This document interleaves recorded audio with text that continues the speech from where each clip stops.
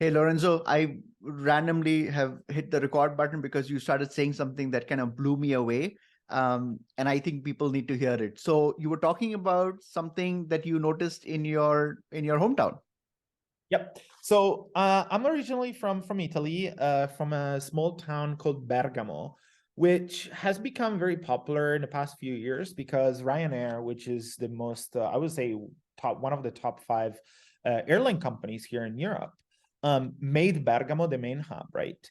And so the city is divided in two parts, Upper Town and Lower Town. And obviously, everybody goes to Upper Town because that's the medieval area where there's a lot of like monuments and like churches, and obviously there's a lot of tourists there. And in the Upper Town area, there's one main road, one main street, only for like there's no cars, only like walking street.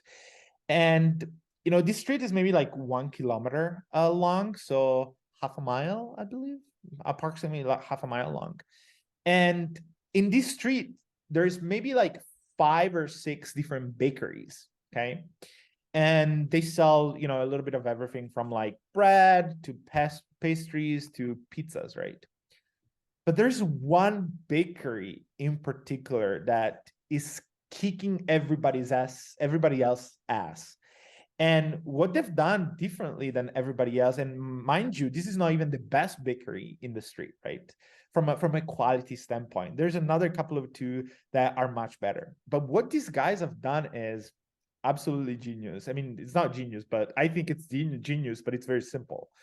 They basically have displayed between, I think it's like between 40 and 50 pizzas right in front of the freaking window.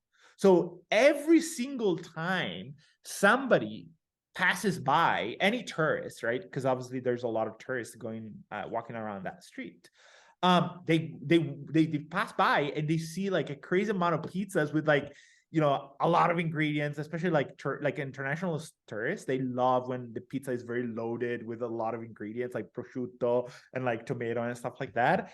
And I mean, they all walk into the store and they freaking buy the pizza while the other 4 and 5 don't do it. They don't display the pizza. I think now a few of them do it just because they copied the main competitor because they realize that.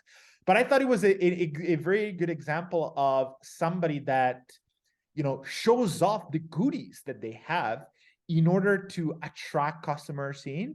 And this is like something that you and I spoke about in terms of like the visibility of your bestseller, right?